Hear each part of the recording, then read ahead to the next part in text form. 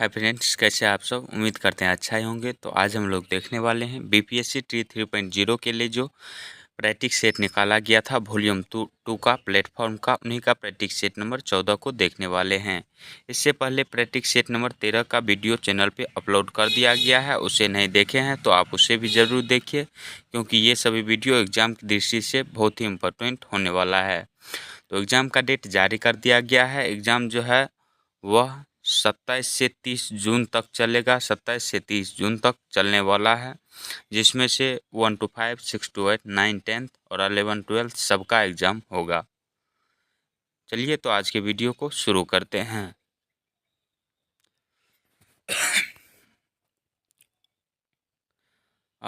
50 number question से 51 number question से जो है प्रश्न दिया गया है जीके जीएस का, और प्रत्येक दिन हम सिर्फ जीके जीएस के ही प्रश्न को देखते हैं। तो आज का पहला क्वेश्चन है कि भारत और पाकिस्तान के बीच शिमला समझौता कब हुआ। भारत और पाकिस्तान के बीच शिमला समझौता कब हुआ था?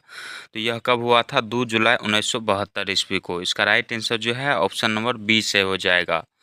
और किसके किसके बीच हुआ था? तो इंदिरा गांधी, भारत की प्रधानमंत्री थी इंदिरा गांधी, और पाकिस्तान के कौन थे? तो जुल्फ़िकार अली भुट्टो थे। इसके बाद अगला नंबर क्वेश्चन है कि कानपुर षड्यंत्र केस में निम्नलिखित में से कौन शामिल नहीं था। कानपुर षड्यंत्र केस में निम्नलिखित में से कौन शामिल नहीं था? तो इसका राइट आंसर जो है ऑप्शन नंबर सी सही हो जाएगा। सत्यभक्त इसमें शामिल नहीं था। और कौन शामिल थे? तो डांगे थे, गुलाम हुसैन, ये दोनों शामिल थे। इसके बाद अगला नंबर क्वेश्चन है कि गुरु अर्जुन देव को जहांगीर ने 1606 में किसके कहने पर मृत्यु दंड दिया था? तो किसके कहने पर इसे मृत्यु दंड दिया था? तो चंदू शाह के कहने पर। ऑप्शन नंबर बी इसका राइट आंसर हो जाएगा। इसके बाद अगला नंबर क्वेश्चन है कि बदरुद्दीन तैयब कांग्रेस के प्रथम मुस्लिम अध्यक्ष के रूप में कब निर्वाचित हुए? कांग्रेस के मुस्लिम अध्यक्ष के रूप में कब निर्वाचित हुए थे? तो इसका right answer option number B सही हो जाएगा। 1887 ईस्वी में। कांग्रेस की स्थापना कब हुई थी? तो 28 दिसंबर 1850 ईस्वी को। 28 दिसंबर 1850 ईस्वी को। पहला अधिवेशन कहाँ पे हुआ था? बम्बई में हुआ था। दूसरा कहाँ पे हुआ था? कलकत्ता में हुआ था। तीसरा कहाँ पे हुआ था? मद्रास में हुआ था। और चौथा कहाँ पे हुआ था? कलकत्ता में ही हुआ था। प्रथम कांग्रेस के अध्यक्ष जो थे वह WC बनर्जी थे। दूसरा कौन थे? दादा भाई नौरोजी थे। और तीसरा कौन थे? तो बदरुद्दीन तैयब थे, जो कि मुस्लिम अध्यक्ष थे। और यह कब अध्यक्षता किए थे? तो 1887 ईस्वी में किए थे। कांग्रेस के तीसरे अधिवेशन की अध्यक्षता किए थे। इसके बाद अगला नंबर क्वेश्चन है सूची 1 और सूची 2 दिया गया है। सूची 2 इधर दिया गया है, आपको मिलान करना है। तो चलिए आपको हम यही से आंसर बता देते हैं कि यहाँ पे कथन दिया गया है कि मेरे सिर पर पड़ी एक एक लाठी ब्रिटिश साम्राज्य के कफन में कील सिद्ध होगी। कील सिद्ध होगी, यह कथन किसका है? तो यह कथन लाला लाजपत राय का है। किसका है? तो लाला लाजपत राय का ये कथन है। इसके बाद अगला है कि हमने घुटने टेक कर रोटी मांगी, किंतु उत्तर में हमें पत्थर मिला। रोटी मांगी लेकिन उत्तर में क्या मिला? पत्थर मिला। तो यह कथन महात्मा गांधी का है। और अगला है सतत जागरूकता ही स्वाधीनता का मूल्य है। सतत जागरूकता ही स्वाधीनता का मूल्य है, यह कथन किसका है? तो यह कथन किसका है? जवाहरलाल नेहरू का है। इनकलाब जिंदाबाद का कथन किसने दिया था? तो भगत सिंह ने दिया था। इनकलाब जिंदाबाद का नारा किसने दिया था? तो भगत सिंह ने दिया था। तो इसमें आप इधर देख पा रहे हैं कि ऑप्शन दिया गया है मिलाने वाला, तो मिला के आप देख लीजिए इसका क्या आंसर हो जाएगा। और इसका PDF आप लेना चाहते हैं टेलीग्राम से जुड़कर ले सकते हैं। अगला नंबर क्वेश्चन है कि भारत के वायसराय को अध्यादेश जारी करने का अधिकार किस अधिनियम द्वारा प्रदान किया गया? किस अधिनियम द्वारा प्रदान किया गया? तो 1861 के भारत परिषद अधिनियम के द्वारा। ऑप्शन नंबर बी इसका राइट आंसर हो जाएगा। इसके बाद अगला नंबर क्वेश्चन है कि असहयोग आंदोलन कब वापस लिया गया? असहयोग आंदोलन जो है यह 12 फरवरी 1922 ईस्वी को वापस लिया गया था। ऑप्शन नंबर ए इसका राइट आंसर हो जाएगा। इसके बाद अगला नंबर क्वेश्चन है कि भारतीय संसद के दोनों सदनों की संयुक्त बैठक किस संबंध में होती है। संयुक्त बैठक जो होती है भारतीय संविधान के दोनों सदनों की, वह किस संबंध में होती है, तो साधारण विधेयक पर होती है। ऑप्शन नंबर सी इसका राइट आंसर हो जाएगा। और संयुक्त बैठक जो बुलाई जाती है कितना अनुच्छेद में चर्चा है, तो संयुक्त अधिवेशन की चर्चा अनुच्छेद 108 में है। अगला नंबर क्वेश्चन है कि भारतीय संविधान ने किस देश के संविधान से राज्यसभा के सदस्यों का निर्वाचन प्रणाली को अपनाया है। राज्यसभा के सदस्यों का निर्वाचन प्रणाली किस देश से लिया गया है, तो यह दक्षिण अफ्रीका से लिया गया है। ऑप्शन नंबर बी इसका राइट आंसर हो जाएगा, दक्षिण अफ्रीका के संविधान से लिया गया है। अगला नंबर क्वेश्चन है कि लोकसभा के अध्यक्ष को कौन पद की शपथ ग्रहण करवाता है। लोकसभा के अध्यक्ष को पद की शपथ ग्रहण कौन करवाता है, तो शपथ ग्रहण की इससे कोई आवश्यकता नहीं होती है, बल्कि ये चुन लिए ही जाते हैं। तो इसका राइट आंसर जो है ऑप्शन नंबर सी सही हो जाएगा। इसके बाद अगला क्वेश्चन है कि अध्यादेश जारी करने का अधिकार राष्ट्रपति का कौन सा अधिकार है। अध्यादेश जारी करने का अधिकार राष्ट्रपति का जो है यह विधायी अधिकार है। ऑप्शन नंबर ए इसका राइट आंसर हो जाएगा। इसके बाद अगला नंबर क्वेश्चन है कि संघ लोक सेवा आयोग का प्रधान कौन होता है। संघ लोक सेवा आयोग का प्रधान कौन होता है, तो यह सरकारी या ख्याति प्राप्त व्यक्ति हो सकता है। ऑप्शन नंबर बी इसका राइट आंसर हो जाएगा। और यूपीएससी के सदस्य एवं अध्यक्ष की नियुक्ति जो होती है वह राष्ट्रपति द्वारा ही किया जाता है। इसके बाद अगला नंबर क्वेश्चन है कि भारत का कौन सा जैव संरक्षित क्षेत्र world network of biosphere reserve में शामिल नहीं है, पूछा है। नहीं है तो इसका right answer option number C से हो जाएगा। यह जो है मानस राष्ट्रीय उद्यान को शामिल नहीं किया गया है इसमें। इसका right answer option number C से हो जाएगा। इसके बाद अगला नंबर क्वेश्चन है कि भारत में स्थित सक्रिय ज्वालामुखी का नाम क्या है। भारत में स्थित सक्रिय ज्वालामुखी का नाम क्या है, तो इसका राइट आंसर हो जाएगा बैरन द्वीप।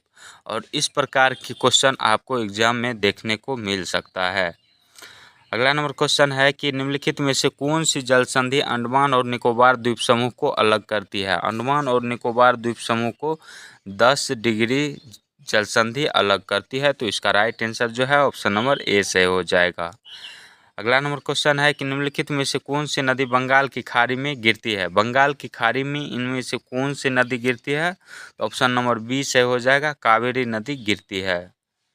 अगला नंबर क्वेश्चन है कि निम्नलिखित में से किस भारतीय राज्य की कोई तटरेखा नहीं है। किस भारतीय राज्य की कोई भी तटरेखा नहीं है, तो इसका राइट आंसर हो जाएगा बिहार। बिहार जो है समुद्र से सटा हुआ राज्य नहीं है, इसलिए इसकी कोई भी तटरेखा नहीं है। ऑप्शन नंबर 20 का राइट आंसर हो जाएगा। और ये जो प्रायद्वीपीय भारत है ये समुद्र से सटा हुआ जो राज्य है, इधर 5 राज्य आ जाते हैं और इस साइड से 4 राज्य आपको देखने को मिलता है जो कि समुद्र से सटा हुआ है। अगला नंबर क्वेश्चन है कि निम्नलिखित जिलों में से किसका कोई भूभाग वन आच्छादित नहीं है। वन आच्छादित कोई भी भूभाग किस जिले का नहीं है, तो इसका राइट आंसर जो है ऑप्शन नंबर डी से हो जाएगा। उपरोक्त में एक से अधिक इसका राइट आंसर हो जाएगा। यानी इनमें से भोजपुर भी है, नवादा भी है, रोहतास भी है। इस सभी का भूभाग वन आच्छादित नहीं है और इसका राइट आंसर जो है ऑप्शन नंबर डी से हो जाएगा। अगला नंबर क्वेश्चन है कि बिहार के निम्नलिखित जनपद समूहों में से कौन सा सर्वाधिक खनिज समृद्ध है। सर्वाधिक खनिज समृद्ध पूछा गया है, तो इसका right answer option number A ही सही हो जाएगा। भागलपुर, उसके बाद मुंगेर, उसके बाद लखीसराय और उसके बाद जमुई। इसका राइट आंसर जो है ऑप्शन नंबर ए से हो जाएगा। अगला क्वेश्चन है कि बिहार प्रदेश में तेजी से विकास करने वाला उद्योग है। बिहार प्रदेश में तेजी से विकास करने वाला उद्योग इनमें से एक से अधिक सही हो जाएगा। ऑप्शन नंबर डी से हो जाएगा। बिहार में कौन कौन से उद्योग अभी विकसित कर रहे हैं, तो कृषि की संभावना है और दुग्ध उत्पादन मुख्य रूप से तेजी से विकास कर रहा है। इसके बाद अगला नंबर क्वेश्चन देखते हैं। और चीनी उत्पादन भी थोड़ा मोड़ा करता है, लेकिन चीनी उत्पादन सबसे ज़्यादा कहाँ पे होता है? महाराष्ट्र और ये क्या कहते हैं उत्तर प्रदेश में किया जाता है। सबसे ज़्यादा चीनी की मिल कहाँ पे है? तो महाराष्ट्र में ही है। अगला नंबर क्वेश्चन है कि भारत के प्रथम भारतीय गवर्नर कौन थे? भारत के प्रथम भारतीय गवर्नर जो थे यह सत्येंद्र प्रसाद सिन्हा थे। ऑप्शन नंबर बी इसका राइट आंसर हो जाएगा। नेक्स्ट क्वेश्चन है, और ये क्वेश्चन 2023 में दरोगा में पूछा गया क्वेश्चन है कि बिहार राज्य का कुल भौगोलिक क्षेत्रफल कितना है? तो यह है 94,163 किलोमीटर। 94,163 वर्ग किलोमीटर इसका क्षेत्रफल है। और क्षेत्रफल जब भी होता है तो क्षेत्रफल वर्ग किलोमीटर में ही होता है। इसके बाद अगला नंबर क्वेश्चन है कि अप्रैल 2024 में सर्वाधिक जीएसटी संग्रह में योगदान देने वाला कौन सा राज्य है? कौन सा राज्य है? तो इसका राइट आंसर जो है ऑप्शन नंबर ए से हो जाएगा, महाराष्ट्र राज्य है। इसके बाद नेक्स्ट क्वेश्चन है कि हाल ही में किस पड़ोसी देश ने आधिकारिक तौर पर भारतीय योग पद्धति को अपनाया? भारतीय योग पद्धति को अपनाया है भारत के किस पड़ोसी देश ने? तो इसका राइट आंसर ऑप्शन नंबर ए से हो जाएगा, पड़ोसी देश पाकिस्तान ने अपनाया है। और अंतर्राष्ट्रीय योग दिवस जो है यह कब मनाया जाता है? 21 जून को अंतर्राष्ट्रीय योग दिवस मनाया जाता है। अगला नंबर क्वेश्चन है कि फरवरी 2024 में किस राज्य में नरेंद्र मोदी ने तालाबीरा थर्मल पावर प्रोजेक्ट की आधारशिला रखी है? किस राज्य में रखी है? तो इसका राइट आंसर ऑप्शन नंबर ए से हो जाएगा, ओडिशा राज्य में रखी है। अगला नंबर क्वेश्चन है कि 1 मार्च 2024 को किस राज्य में खुशहाली का त्यौहार चापचार कूट मनाया गया है? चापचार कूट किस राज्य में मनाया गया है? तो यह मिजोरम राज्य में मनाया गया है। ऑप्शन नंबर सी इसका राइट आंसर हो जाएगा। नुआखाई त्यौहार कहाँ पे मनाया जाता है? यह ओडिशा में मनाया जाता है। और अम्बुबाची मेला कहाँ पे मनाया जाता है? तो असम में मनाया जाता है। अगला नंबर क्वेश्चन है कि भारत द्वारा शुद्ध शून्य उत्सर्जन का लक्ष्य रखा गया। भारत द्वारा शुद्ध शून्य उत्सर्जन का लक्ष्य रखा गया है। तो इसका राइट आंसर जो है ऑप्शन नंबर ए से हो जाएगा, 2070 ईस्वी तक। 2070 ईस्वी तक। और भारत को जो है आत्मनिर्भर बनाने का लक्ष्य कब तक रखा गया है? तो 2047 ईस्वी तक रखा गया है। और भारत को टीबी मुक्त बनाने का लक्ष्य 2025 ईस्वी तक रखा गया है। भारत में सबसे ज़्यादा टीबी के मरीज मिलते हैं। अगला नंबर क्वेश्चन है कि वन्यजीवों की संख्या और प्रजातियों में कमी के कारण क्या है? वन्यजीवों की संख्या और प्रजातियों में कमी के कारण क्या है? तो इसका राइट आंसर जो है ऑप्शन नंबर डी से हो जाएगा, उपयुक्त में से एक से अधिक सही है। आप देख लीजिएगा इस प्रश्नों को। अगला नंबर क्वेश्चन है कि जलीय पादप द्वारा उपापचयी अपशिष्ट किसके माध्यम से उत्सर्जित होते हैं? तो यह किसके माध्यम से उत्सर्जित होते हैं? विसरण के माध्यम से उत्सर्जित होते हैं। क्वेश्चन था कि जलीय पादपों द्वारा उपापचयी किसके माध्यम से उत्सर्जित होते हैं? तो विसरण द्वारा। ऑप्शन नंबर ए से हो जाएगा। अगला क्वेश्चन है कि सिगरेट पीना स्वास्थ्य के लिए हानिकारक क्यों है? सिगरेट पीना स्वास्थ्य के लिए हानिकारक क्यों है? क्योंकि यह जो है ऊपरी श्वसन पथ में मौजूद पक्षाभ को नुकसान पहुंचाता है। ऑप्शन नंबर सी इसका राइट आंसर हो जाएगा। इसके बाद अगला नंबर क्वेश्चन है कि हम जानते हैं कि यदि वर्षा जल का पीएच मान 5.6 से कम होता है तो इसे अम्लीय वर्षा कहते हैं। जब यह अम्लीय वर्षा जल नदियों में बह जाता है तो क्या होता है? जल नदियों में बह जाता है तो क्या होता है? तो नदी के जल का पीएच मान भी कम हो जाता है। ऑप्शन नंबर ए इसका राइट आंसर हो जाएगा। इसके बाद अगला नंबर क्वेश्चन है कि स्तंभों को सुमेलित कीजिए। स्तंभों को आपको सुमेलित करना है। स्तंभों को आपको सुमेलित करना है तो इसमें आपको बताना है इसका राइट आंसर क्या हो जाएगा। ठोस अपशिष्ट क्या है? खुले में जमा करना। ठोस अपशिष्ट क्या है? खुले में जमा करना। जैविक अपशिष्ट क्या है? जैविक अपशिष्ट है कंपोस्ट बनाना। और हॉस्पिटल अपशिष्ट क्या है? भस्मीकरण। हॉस्पिटल अपशिष्ट क्या है? भस्मीकरण। तो इसका राइट आंसर जो है ऑप्शन नंबर ए सही हो जाएगा। इसके बाद अगला नंबर क्वेश्चन है कि कुछ मछलियाँ पानी का घूंट लेकर सांस लेती है। ये मछलियाँ पानी का घूंट डैश तो क्यों लेती है या क्या कारण है इसका? तो इसका राइट आंसर जो है क्या हो जाएगा? ऑप्शन नंबर सी से हो जाएगा। प्रति मिनट हवा को सांस में लेने वाले जीवों की तुलना में अधिक बार लेती है। ऑप्शन नंबर सी इसका राइट आंसर हो जाएगा। और मछलियां जो है यह गल्फर के माध्यम से सांस लेती है। गल्फर जो होते हैं इसके गल्फर उत्तक होते हैं जो छोटे धागों की तरह होते हैं। मछलियां को सांस लेने के लिए ऑक्सीजन की ही ज़रूरत होती है। अगला नंबर क्वेश्चन है कि निम्नलिखित में से कौन अजैव निम्नीकरण है? निम्नलिखित में से कौन अजैव निम्नीकरण है यह बताना है। तो इसका राइट आंसर हो जाएगा नायलॉन। नायलॉन क्या है? अजैव निम्नीकरण है। इसके बाद अगला नंबर क्वेश्चन है कि एक बैटरी से संयोजित किसी चालक में धारा I प्रभावित होती है। यदि चालक का प्रतिरोध 4 गुना कर दिया जाता है तो प्रभावित धारा क्या होगी? तो प्रभावित धारा जो होगी यह क्या हो जाएगी?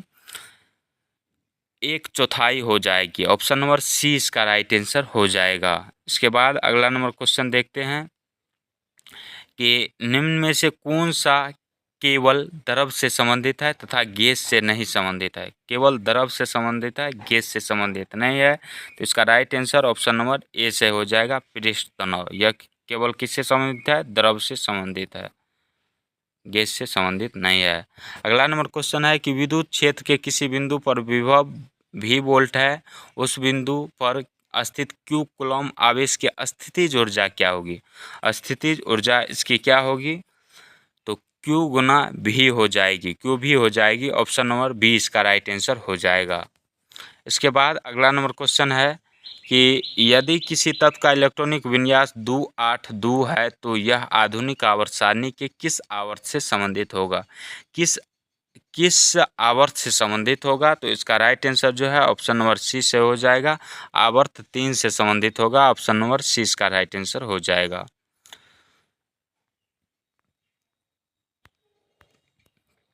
इसके बाद अगला नंबर क्वेश्चन है कि दूसरे आवर्त के तत्वों के लिए कौन सा कथन सही है? कौन सा कथन इनमें से सही है? तो इसका right answer option number B से हो जाएगा कि इनमें समान संख्या में संयोजकता इलेक्ट्रॉन नहीं होते हैं, लेकिन इनमें समान संख्या में कोष जरूर होते हैं। अगला नंबर क्वेश्चन देखते हैं कि निम्नलिखित ऑक्साइडों के अम्लीय गुण का सही क्रम कौन सा है? सही क्रम कौन सा है? तो इसका right answer option number C सही हो जाएगा कि N2O5 SO2 से ज़्यादा होता है और SO2 से ज़्यादा CO2 होता है और CO2 से ज़्यादा किस में होता है? तो CO में होता है। कौन सा चीज़? अम्लीय गुण सर्वाधिक होता है इसमें। इसके बाद इससे ज़्यादा इसमें, इससे ज़्यादा इसमें, इससे ज़्यादा इसमें होता है। अगला नंबर क्वेश्चन है कि विषाणु क्या होते हैं? विषाणु क्या होते हैं? तो इसका राइट आंसर जो है ऑप्शन नंबर बी से हो जाएगा। विषाणु पूर्ण परजीवी होते हैं। विषाणु जो होते हैं यह पूर्ण परजीवी होते हैं। ऑप्शन नंबर बी से हो जाएगा। अगला क्वेश्चन है कि वे पादप जो केवल प्रकाश में भली भांति बढ़ते हैं क्या कहलाते हैं? वे पादप जो केवल प्रकाश में भली भांति बढ़ते हैं वे क्या कहलाते हैं? तो ये आत्मपोधित कहलाते हैं। ऑप्शन नंबर सी इसका राइट आंसर हो जाएगा। इसके बाद अगला नंबर क्वेश्चन देखते हैं कि कुहनी की संधि को मोड़ने एवं विस्तार में कौन सी मांसपेशियां सहायक है? कुहनी जो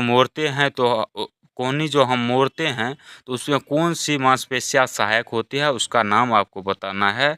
तो यह बाइसेप्स एवं ट्राइसेप्स इसका जो है ये मांसपेशियां सहायक करती है कुहनी के मोड़ने में एवं विस्तार यानी फैलाने में। अगला नंबर क्वेश्चन है कि स्वराज की गंध डैश मेरे नथुने फटने लगे हैं यह कथन किसका है? स्वराज की गंध से डैश मेरे नथुने फटने लगे हैं यह कथन किसका है? तो यह कथन किसका है? महात्मा गांधी जी का है। ऑप्शन नंबर सी इसका राइट आंसर हो जाएगा। अगला क्वेश्चन है कि राजा राम मोहन राय ने भारत के किस शहर में ब्रह्म समाज के नाम से एक सुधार संघ की स्थापना की थी? ब्रह्म समाज के नाम से ब्रह्म सभा के नाम से, जिसे बाद में ब्रह्म समाज कहा गया, इनके नाम से एक सुधार संघ की स्थापना भारत के किस शहर में की गई? तो यह भारत के किस शहर में की गई? भारत के कलकत्ता शहर में की गई। और ब्रह्म समाज की स्थापना कब किया गया था? तो 28 अगस्त 1828 ईस्वी को, 28 अगस्त 1828 ईस्वी को ब्रह्म समाज की स्थापना की गई थी। अगला नंबर क्वेश्चन है कि दुर्गेश नंदिनी के लेखक कौन थे? दुर्गेश नंदिनी के लेखक कौन थे? तो इसका राइट आंसर हो जाएगा बंकिम चंद्र चट्टोपाध्याय। ऑप्शन नंबर सी इसका राइट आंसर हो जाएगा। इसके बाद अगला नंबर क्वेश्चन है कि निम्नलिखित में से किस स्वतंत्रता सेनानी ने नौजवान भारत सभा की स्थापना की? नौजवान भारत सभा की स्थापना किसने की थी? तो भगत सिंह ने की थी। कब और कहाँ पे की थी? तो 1926 ईस्वी में लाहौर में की थी नौजवान भारत सभा की स्थापना। किसने? भगत सिंह ने। अगला क्वेश्चन है कि भारत में सती प्रथा का उन्मूलन सबसे बड़े सामाजिक सुधारों में से एक था। यह गवर्नर जनरल डैश के द्वारा किया गया था। यह गवर्नर जनरल किसके द्वारा किया गया था? तो इसका राइट आंसर जो है ऑप्शन नंबर सी से हो जाएगा, लॉर्ड विलियम बेंटिक के द्वारा किया गया था। कौन चीज़? तो भारत में सती प्रथा का उन्मूलन किया गया था। किसके द्वारा? तो लॉर्ड विलियम बेंटिक के द्वारा।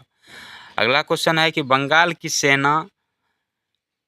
की सेना के सैनिकों ने 10 मई 1857 को मेरठ में विद्रोह कर दिया था। उस समय मुगल सम्राट कौन था? तो बहादुर शाह जफर था। ऑप्शन नंबर सी इसका राइट आंसर हो जाएगा। अगला क्वेश्चन है कि सैमन कमीशन के बहिष्कार का मुख्य कारण था। सैमन कमीशन के बहिष्कार का मुख्य कारण क्या था? कि इस आयोग के सभी सदस्य ब्रिटिश थे, इसीलिए इसका बहिष्कार किया गया था। सैमन कमीशन का गठन कब किया गया था? तो 1927 ईस्वी में किया गया। और सैमन कमीशन भारत कब आया था? तो 1928 ईस्वी में आया था। अगला नंबर क्वेश्चन देखते हैं कि चौरी चौरा कांड की घटना के परिणाम स्वरूप इनमें से किस आंदोलन को अचानक बंद कर दिया गया? इनमें से किस आंदोलन को अचानक बंद कर दिया गया? तो इसका राइट आंसर जो है ऑप्शन नंबर ए से हो जाएगा, असहयोग आंदोलन को बंद कर दिया गया। इसके बाद अगला नंबर क्वेश्चन है कि सरकार के संघीय व्यवस्था में शक्तियाँ बटी होती है, इनके बीच में किनके बीच में बटी होती है? तो यह केंद्र और इकाइयों के बीच बटी होती है। ऑप्शन नंबर ए इसका राइट आंसर हो जाएगा। इसके बाद अगला नंबर क्वेश्चन देखते हैं कि राज्य के नीति निर्देशक सिद्धांत को भारतीय संविधान में शामिल किए जाने का उद्देश्य है। भारतीय संविधान में शामिल किए जाने का इसका क्या उद्देश्य है? तो सामाजिक एवं आर्थिक प्रजातंत्र को स्थापित करना इसका उद्देश्य है।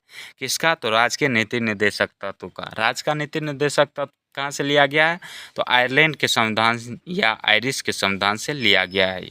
आयरलैंड और आयरिश दोनों एक ही बात है। अगला क्वेश्चन है कि प्रथम संविधान संशोधन अधिनियम 1951 संबंधित है। 1951 जो है यह किससे संबंधित है?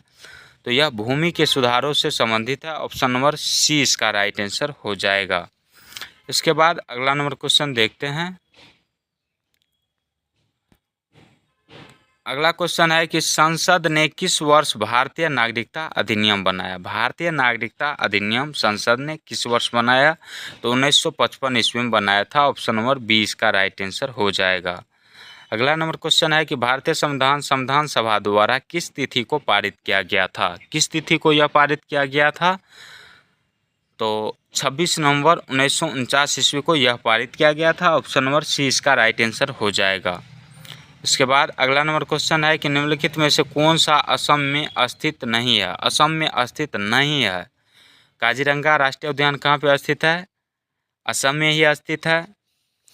और ये जो है नामेरी राष्ट्रीय उद्यान यह कहाँ पे स्थित है? ये भी असम में ही स्थित है। असम में मानस राष्ट्रीय उद्यान है, डिब्रू सैखोवा है, औरंग नेशनल पार्क है, नामेरी है। इसके बाद रायमोना राष्ट्रीय उद्यान है, देहिंग पटकई राष्ट्रीय उद्यान है। लेकिन ये जो डंपा टाइगर रिजर्व है यह स्थित असम में नहीं है, यह बल्कि कहाँ पे स्थित है? यह मिजोरम राज्य में अवस्थित है। मिजोरम राज्य में अवस्थित है और मिजोरम राज्य में मिजो पहाड़ियाँ है। अगला नंबर क्वेश्चन है कि निम्नलिखित में से कौन सी सबसे तीव्र भूकंपीय तरंग है, सबसे तीव्र भूकंपीय तरंग पूछे तो इसका राइट आंसर जो है ऑप्शन नंबर ए से हो जाएगा। प्राथमिक तरंग ये होती है सबसे तीव्र भूकंपीय तरंग। प्राथमिक तरंग को पी तरंग भी कहा जाता है। इसके बाद अगला नंबर क्वेश्चन है कि भारत का पहला समुद्री उद्यान कहाँ स्थित है। भारत का पहला समुद्री उद्यान यह कहाँ पे स्थित है, तो कच्छ की खाड़ी में स्थित है। ऑप्शन नंबर ए से हो जाएगा।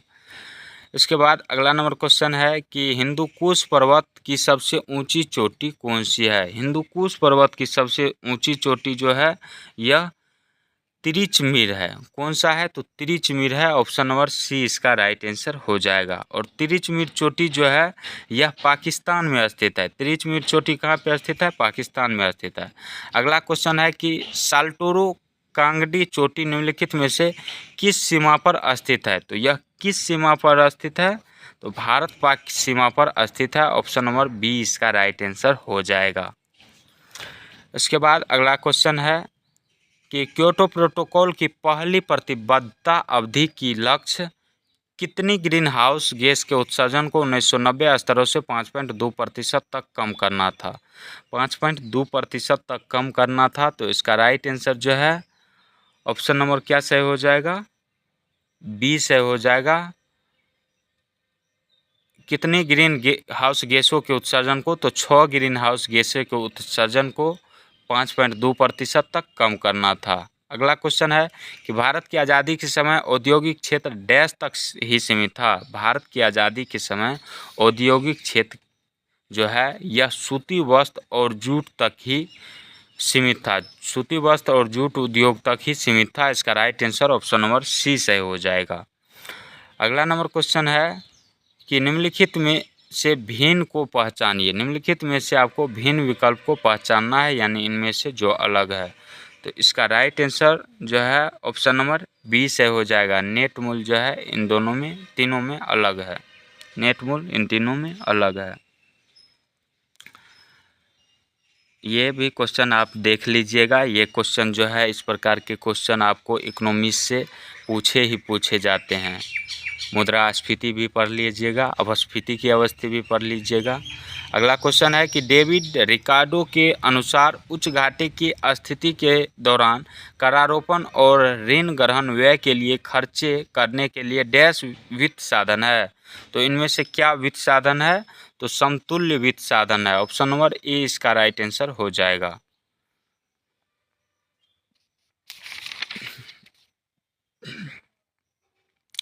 इसके बाद अगला क्वेश्चन है कि निम्नलिखित में से कौन सी सिंधु नदी का उद्गम स्थल है। सिंधु नदी का उद्गम स्थल कहाँ पे है, तो इसका राइट आंसर जो है ऑप्शन नंबर बी से हो जाएगा। बोखरचू से सिंधु नदी का उद्गम स्थल है।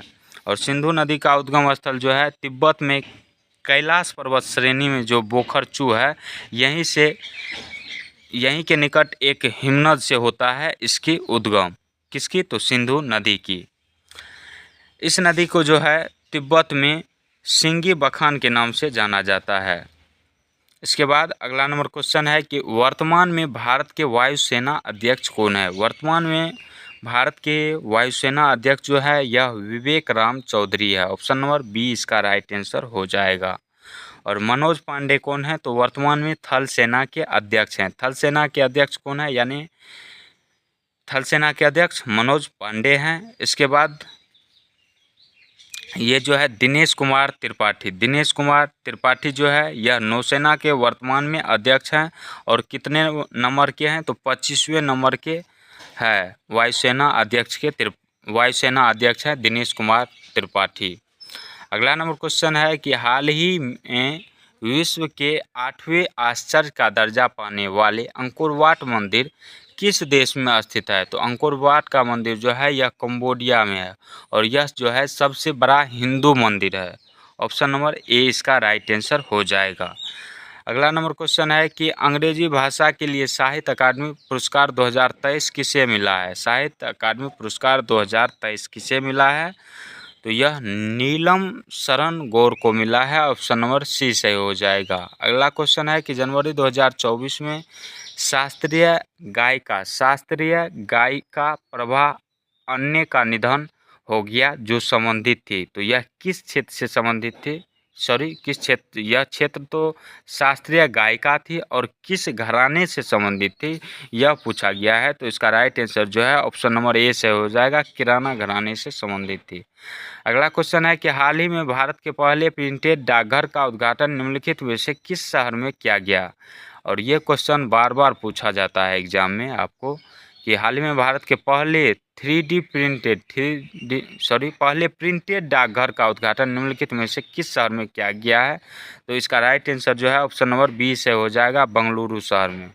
बेंगलुरु कहाँ पड़ता है? चेन्नई में पड़ता है। अगला क्वेश्चन है कि तीव्र ग्लोबल वार्मिंग की रोकथाम करने के लिए इनमें से किन प्राकृतिक संसाधनों का उपयोग विवेकपूर्ण ढंग से करना चाहिए? तो इसका राइट आंसर जो है ऑप्शन नंबर सी से हो जाए, कोयला और पेट्रोलियम का। ऑप्शन नंबर सी सही हो जाएगा। अगला क्वेश्चन है कि निम्न में से कौन सा कानून पर्यावरण सुरक्षा से संबंधित नहीं है? कानून पर्यावरण सुरक्षा से संबंधित नहीं है। तो इसका राइट आंसर जो है ऑप्शन नंबर बी से हो जाएगा, बंदरगाह कानून संशोधन अधिनियम। और इस टाइप के प्रश्न जो है आपको पहले भी सेट में हम अच्छा से बताए हुए हैं वर्णन करके। अगला नंबर क्वेश्चन है कि इनमें से कौन सा भारत का अधिसूचित बायोस्फीयर रिजर्व नहीं है पूछा गया है। नहीं है वाले प्रश्न पे आप ध्यान दीजिएगा। तो इसका राइट आंसर हो जाएगा नल्ला मलाई। नल्ला मलाई जो है यह भारत का अधिसूचित बायोस्फीयर रिजर्व नहीं है।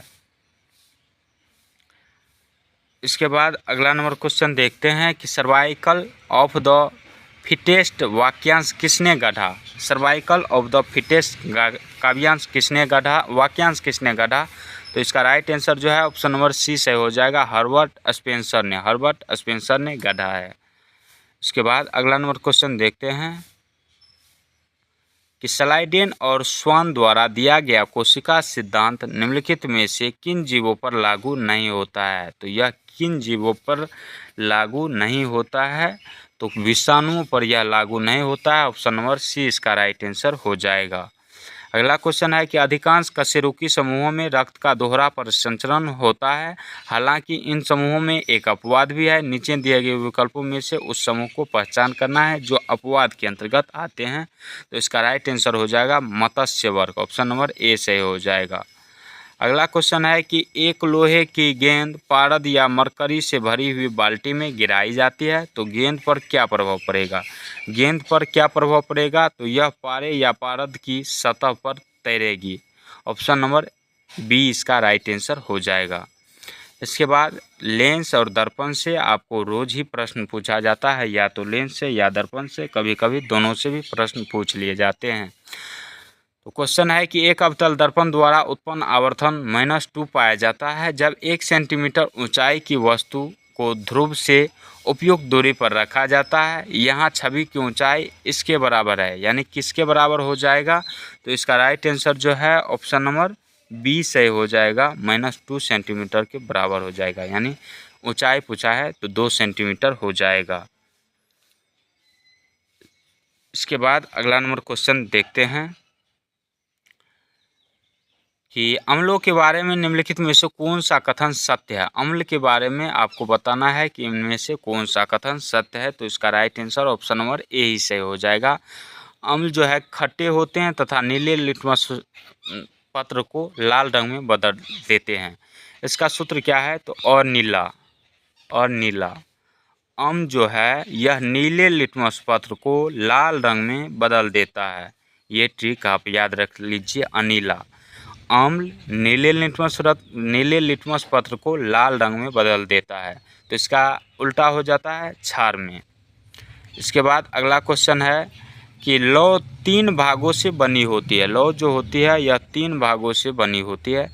सबसे आंतरिक भाग, मध्य भाग, सबसे बाह्य भाग। लौ का सबसे आंतरिक भाग काला क्यों होता है? लौ का जो सबसे आंतरिक भाग काला होता है वह पूछा गया है, काला क्यों होता है? तो यह बिना जले हुए कार्बन कणों की मौजूदगी के कारण जो है काला दिखाई पड़ता है। इसका right answer option number B से हो जाएगा। अगला क्वेश्चन देखते हैं कि निम्नलिखित यौगिकों को उनके कार्बन गंध की लंबाई के अनुसार बढ़ते क्रम में व्यवस्थित कीजिए। बढ़ते क्रम में आपको व्यवस्थित करना है। तो इसका राइट आंसर जो है ऑप्शन नंबर सी सही हो जाएगा, इथाइन, इथिन, इथेन। ऑप्शन नंबर क्या हो जाएगा? सी इसका राइट आंसर हो जाएगा। यह क्या पूछा गया है? बढ़ते हुए क्रम में यानी आरोही क्रम में सजाना था इथिन, इथाइन, इथेन को। सबसे पहले इथाइन हो जाएगा, उसके बाद इथिन हो जाएगा, उसके बाद क्या हो जाएगा? इथेन हो जाएगा।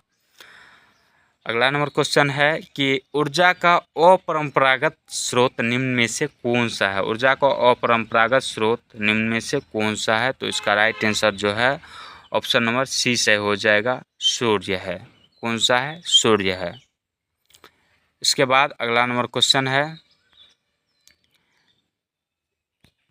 अगला क्वेश्चन है कि निम्न में से किस खाद्य पदार्थ के भोजन में सेवन से मूत्र में यूरिया की मात्रा बढ़ जाती है? किस खाद्य पदार्थ को हम खाते हैं तो मूत्र में यूरिया की मात्रा बढ़ जाती है? तो इसका राइट आंसर जो है ऑप्शन नंबर सी से हो जाएगा, मूंगफली के खाने से रक्त में मूत्र में यूरिया की मात्रा बढ़ जाती है। अगला क्वेश्चन है कि मादा क्यूलेक्स मच्छर निम्नलिखित में से किस रोग की वाहक है? मादा क्यूलेक्स मच्छर निम्नलिखित में से किस रोग की वाहक है? तो इसका राइट आंसर जो है ऑप्शन नंबर बी से हो जाएगा, फलेरिया की वाहक है। तो आज का वीडियो आपको कैसा लगा कमेंट सेक्शन में ज़रूर बताएं। मिलते हैं नेक्स्ट वीडियो में, तब तक के लिए जय हिंद, जय भारत।